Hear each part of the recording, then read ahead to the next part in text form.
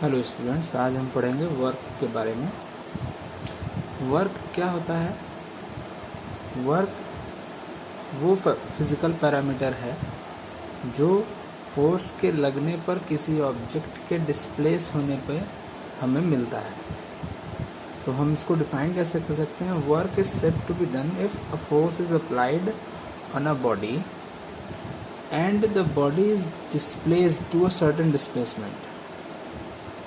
Force के लगने पर डिस्प्लेसमेंट जब होगा और उसी डायरेक्शन में होगा, सेम डायरेक्शन जिस डायरेक्शन में फोर्स लग रहा है, तो हम कहेंगे वर्क हुआ। ठीक है, मैथमेटिकली उसको work is equals to force into displacement लिखा जाता है। समझने वाली बात यह है कि अगर हम फोर्स लगा रहे हैं किसी ऑब्जेक्ट पर और ऑब्जेक्ट डिस्प्लेस हो रहा है, तो दो चीज़ें इसमें मैटर करती हैं। पहली कि फोर्स जिस डायरेक्शन में लग रहा है उसका मैग्नीट्यूड क्या है, और जिस डायरेक्शन में फोर्स लग रहा है उस डायरेक्शन में कितने मैग्नीट्यूड से डिस्प्लेसमेंट हो रहा है। मतलब वर्क दो फिजिकल पैरामीटर्स पर डिपेंड करता है, फोर्स और डिस्प्लेसमेंट। ठीक है, हम अगर फोर्स को बढ़ाते हैं, फोर्स को बढ़ाएंगे तो वर्क भी बढ़ेगा, और अगर डिस्प्लेसमेंट बढ़ा रहे हैं तो भी वर्क बढ़ रहा है। मींस फोर्स और डिस्प्लेसमेंट वर्क को मैथमेटिकली कैलकुलेट करने के लिए डायरेक्टली प्रोपोर्शनल है। मतलब दोनों में से कोई एक पैरामीटर भी बढ़ेगा तो वर्क बढ़ेगा। ठीक है, बात करें यूनिट्स की तो फोर्स का होता है न्यूटन, डिस्प्लेसमेंट का होता है मीटर। दोनों का यूनिट मिला हम जूल भी कहते हैं। वर्क को जूल से भी रिप्रेजेंट कर सकते हैं, न्यूटन मीटर को भी रिप्रेजेंट कर सकते हैं। मतलब 1 joule is equals to 1 newton metre. ठीक है,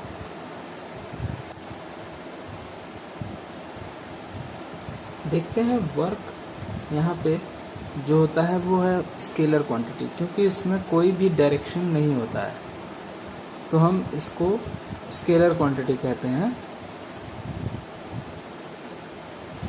जिसमें सिर्फ और सिर्फ मैग्नीट्यूड होता है। लेकिन फोर्स और डिस्प्लेसमेंट दोनों ही वेक्टर क्वांटिटी होते हैं, जिसमें हम मैग्नीट्यूड की भी बात करते हैं और डायरेक्शन की भी बात करते हैं। तो दोनों का जब प्रोडक्ट करते हैं, फोर्स और डिस्प्लेसमेंट का, मतलब दोनों ही वेक्टर हैं, तो वेक्टर इनटू वेक्टर जब करते हैं तो हमें स्केलर क्वांटिटी मिलता है।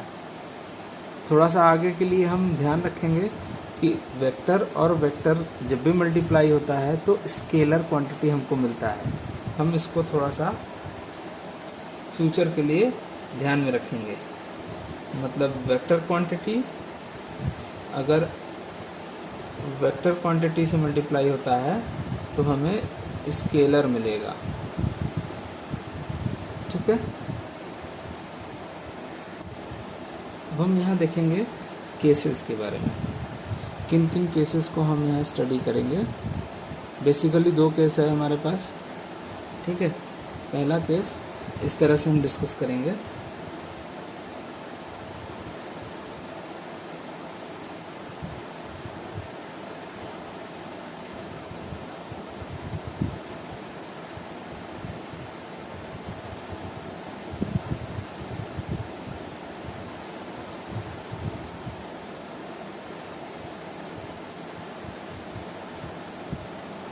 ये एक ऐसा केस है, मान लेते हैं फोर्स जो हो रहा है, लग रहा है, वो हॉरिजॉन्टल के डायरेक्शन में है, लेकिन जो डिस्प्लेसमेंट हो रहा है वो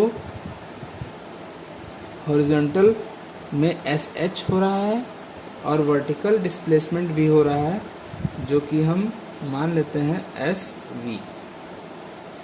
ठीक है, तो अगर हम इस ट्रायंगल में कंसीडर करते हैं, अब क्योंकि हमें डेफिनेशन में सिखाया गया था जिस डायरेक्शन में फोर्स लगेगा उसी डायरेक्शन में डिस्प्लेसमेंट होगा, तभी वर्क हम कंसीडर कर सकते हैं या कैलकुलेट कर सकते हैं।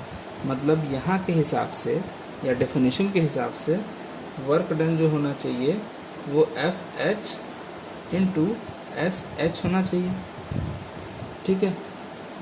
एफ एच एफ है और एस एच क्या है वो पता नहीं।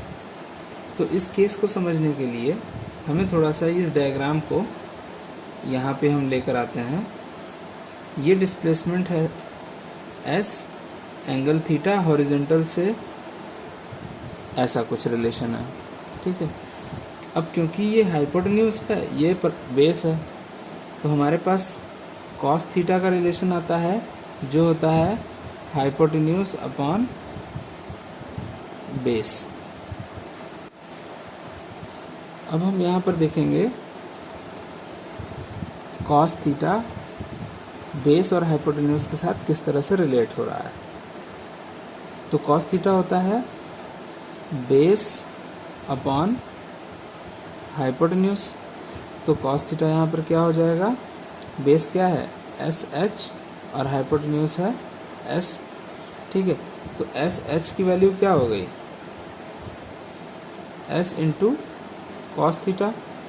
ये रिलेशन हम यहाँ सब्स्टिट्यूट करेंगे, ठीक है। तो हमें W मिलेगा F into S cos theta which will give F S cos theta.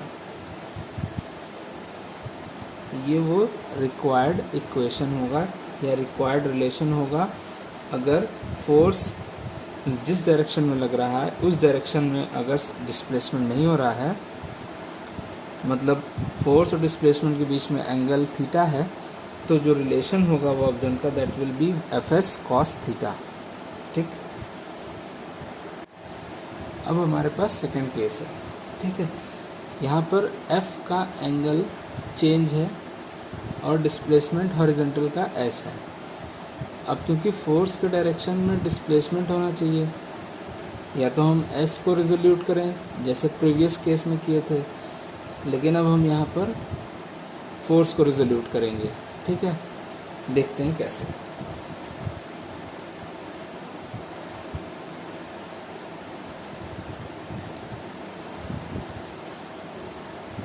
ठीक है, फोर्स के लिए हम एक ट्रायंगल बना दिए with the same angle theta, corresponding angles होंगे, ठीक है। अगर हम इसको थोड़ा सा हम रिजोल्यूट करना चाहें, क्योंकि ये एफ है, ये एफ हॉरिजॉन्टल है और ये थीटा है, यहाँ पर वर्क डन कैसा होना चाहिए, हॉरिजॉन्टल वर्क डन होना चाहिए एफ हॉरिजॉन्टल इंटू एस। अब एफ हॉरिजॉन्टल क्या होगा, ये वैल्यू निकालनी पड़ेगी एफ हॉरिजॉन्टल। तो cos theta is equals to F H upon F. तो F H is equals to F into cos theta. अब ये वैल्यू सब्स्टिट्यूट करेंगे यहाँ पे, तो एफ एच की वैल्यू हो जाएगी F cos theta into S will give F S cos theta. ये भी वही इक्वेशन है जो प्रीवियस केस में हम लोगों ने ऑब्टेन किया था, ठीक है।